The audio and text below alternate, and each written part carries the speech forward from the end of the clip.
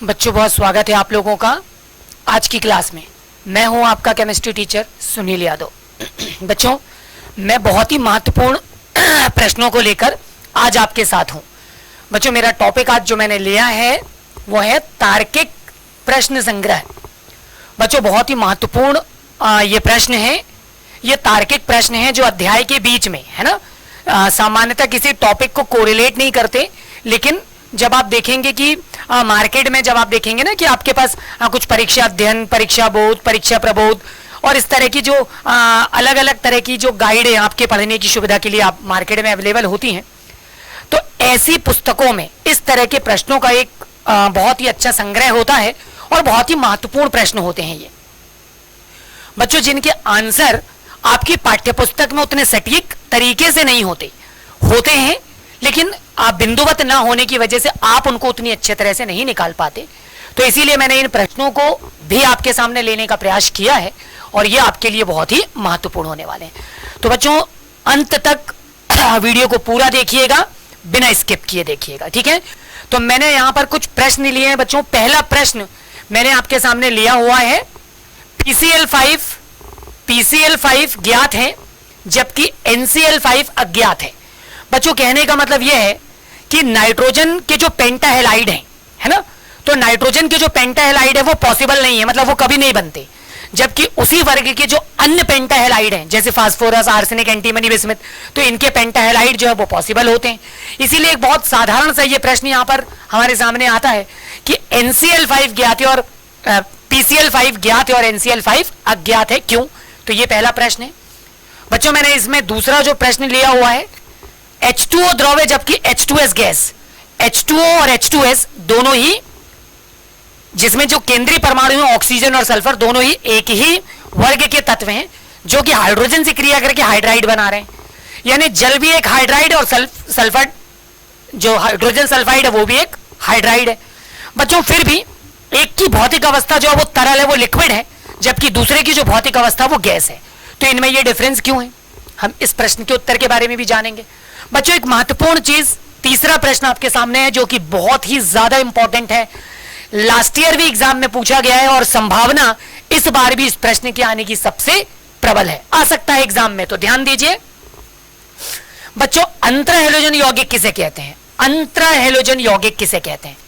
बच्चों, इसके निर्माण का कारण भी आपको मैंने पूछा हुआ है या मैं आपको बताना चाहूंगा, और फिर मैंने यहां पर इसके प्रकार की भी बात कर रखी है।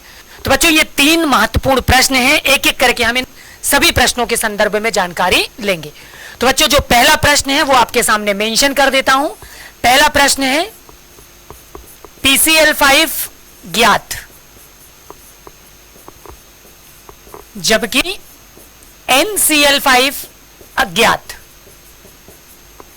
है। प्रश्न में मैंने आपसे पूछा क्यों है ऐसा, हमको इसकी जानकारी देनी है। बच्चों, बहुत अच्छी तरह से और ध्यान से सुनिएगा। मैं आपको सबसे पहले यह बता दूं कि NCl5 क्यों अज्ञात है। तो बच्चों, NCl5 में जो केंद्रीय परमाणु है वो नाइट्रोजन है। बच्चों, नाइट्रोजन का परमाणु क्रमांक 7 होता है। इलेक्ट्रॉनिक विन्यास बनाऊं तो ये हो जाएगा 1s2, 2s2 और 2p3। बच्चों, चूंकि मुख्य क्वांटम संख्या का अधिकतम मान कितना आ रहा है, 2 आ रहा है, और हम देख सकते हैं कि नाइट्रोजन के केस में इसके पास हम कह सकते हैं कि जो रिक्त d ऑर्बिटल है ना, रिक्त d ऑर्बिटल, तो इसके पास रिक्त d ऑर्बिटल का क्या होता है, अभाव होता है।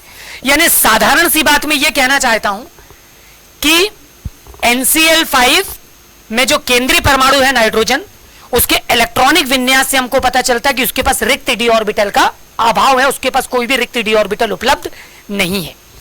बच्चों, जबकि इसके अंतिम संयोजी कोश में कितने इलेक्ट्रॉन होते हैं, 5 इलेक्ट्रॉन होते हैं।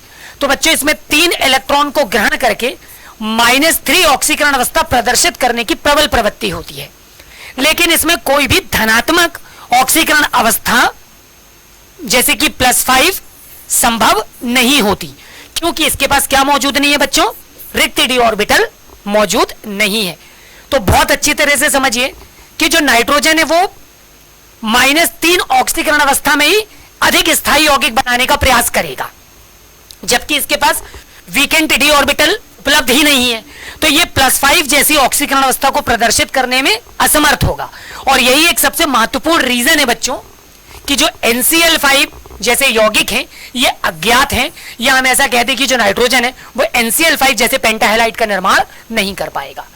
वहीं पर जबकि इसी वर्ग के यानी नाइट्रोजन परिवार के ही अगर हम दूसरे तत्वों को ले लें, जैसे मैंने लिया नाइट्रोजन को, फास्फोरस को, तो बच्चों PCl5 जैसे यौगिक ज्ञात हैं।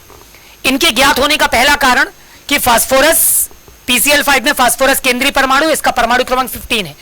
बच्चों इलेक्ट्रॉनिक विन्यास के अनुसार 1s2, 2s2, 2p6, 3s2 और 3p3। तो बच्चों यहां पर मुख्य क्वांटम संख्या का अधिकतम मान कितना आ रहा है? 3 आ रहा है। बच्चों मुख्य क्वांटम संख्या का मान 3 है और इसीलिए यहां पर रिक्त डी ऑर्बिटल है ना, तो जो रिक्त डी ऑर्बिटल होगा वो उपलब्ध होंगे। अब यहां पर अगर रिक्त डी ऑर्बिटल उपलब्ध हैं तो सीधी सी बात है इनके अंतिम कोश में भी 5 इलेक्ट्रॉन है, इसलिए इनमें भी 3 इलेक्ट्रॉनों को ग्रहण करने की प्रबल प्रवृत्ति होगी। ये बच्चों 3 इलेक्ट्रॉन ग्रहण करके -3 ऑक्सीकरण अवस्था तो प्रदर्शित कर पाएंगे। ध्यान से सुनिएगा मेरी बातों को, ये 3 इलेक्ट्रॉनों को ग्रहण करेंगे और -3 ऑक्सीकरण अवस्था प्रदर्शित कर पाएंगे। लेकिन बच्चों इनमें चूंकि रिक्त डी ऑर्बिटल भी उपलब्ध है और इसीलिए इनमें +5 ऑक्सीकरण अवस्था प्रदर्शित करने का गुण भी उपलब्ध होगा या मौजूद होगा। और यही एक महत्वपूर्ण कारण भी है कि PCl5 या पेंटाहेलाइड जैसे यौगिक ज्ञात होते हैं। तो बच्चों मैंने आपको पहले प्रश्न के बारे में बताया कि NCl5 अज्ञात है जबकि PCl5 ज्ञात है। होप सो आप इस प्रश्न के संदर्भ को बहुत अच्छी तरह से समझ गए होंगे। बच्चों केवल इस वीडियो को काफी बार देखिए और फिर आपकी जो भी है ना एक आंसर बुक है उनको बहुत अच्छी तरह से एक बार रीड कीजिए, आप इस प्रश्न के संदर्भ में समझेंगे। बच्चों अगला प्रश्न जो मैंने इसमें लिया हुआ था, अगला प्रश्न ध्यान से देखिए। अगला प्रश्न था H2O द्रव जबकि H2S गैस है, क्यों? तो बच्चों H2O द्रव जबकि H2S गैस है, तो सबसे पहले समझिए कि H2O में बच्चों हमारा जो केंद्रीय परमाणु है वो ऑक्सीजन है, केंद्रीय परमाणु ऑक्सीजन है। और बच्चों ऑक्सीजन की विद्युत ऋणात्मकता, विद्युत ऋणात्मकता, बच्चों ऑक्सीजन की विद्युत ऋणात्मकता कैसी होती है? उच्च होती है। अब प्रश्न ये उठता है ये उच्च किसकी तुलना में होती है? तो बच्चों हम यहां पर तुलना करने वाले हैं उसकी H2S से। H2S में जो केंद्रीय परमाणु है हमारा वो है सल्फर, और बच्चों सल्फर की जो विद्युत ऋणात्मकता है ये ऑक्सीजन की तुलना में कैसी होती है? ये निम्न होती है। यानी जब हम ऑक्सीजन की विद्युत ऋणात्मकता की बात कर रहे हैं तो वो उच्च है, जबकि H2S में सल्फर की विद्युत ऋणात्मकता की तुलना हम ऑक्सीजन से कर रहे हैं तो उसके कंपैरिजन में ये कैसी है? निम्न है। बच्चों जिसकी विद्युत ऋणात्मकता उच्च है, सीधी सी बात है कि वो कैसा होगा? वो एक ध्रुवीय अणु होगा, और एक ध्रुवीय अणु दूसरे ध्रुवीय अणु के साथ बहुत ही सरलता से ये हाइड्रोजन बंध क्या कर सकता है बच्चों? स्थापित कर सकता है, या हाइड्रोजन बंध बना सकता है। और बच्चों अगर ये हाइड्रोजन बंध बनाएगा तो सीधी सी बात है इसके अणुओं के बीच में संगुणन स्टार्ट हो जाएगा और उनसे भौतिक अवस्था जो प्राप्त होगी वो तरल होगी। यानी जो जल है तो जल के अणु में ऑक्सीजन परमाणु की विद्युत ऋणात्मकता उच्च है सल्फर की तुलना में बच्चों, और यही वजह कि ये एक ध्रुवीय अणु है। एक ध्रुवीय अणु अपने ही समान दूसरे ध्रुवीय अणुओं के साथ सरलता पूर्वक जुड़कर हाइड्रोजन बंध का निर्माण करेगा, और हाइड्रोजन बंध स्थापित होने से वो संगुणित होगा, धीरे धीरे उनमें जुड़ाव की प्रक्रिया बढ़ने लगेगी और उससे जो भौतिक अवस्था प्राप्त होगी वो तरल के रूप में आ जाएगा, वो लिक्विड हो जाएगा।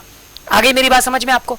बच्चों वहीं पर जबकि H2S में जो सल्फर का परमाणु है उसकी विद्युत ऋणात्मकता ऑक्सीजन की तुलना में बहुत ही कम है, अतः इसके अणुओं में ध्रुवीय गुण नहीं होता, और यही वजह कि इसके अणु ध्रुवीय ना होने की वजह से हाइड्रोजन बंध स्थापित नहीं कर पाएंगे।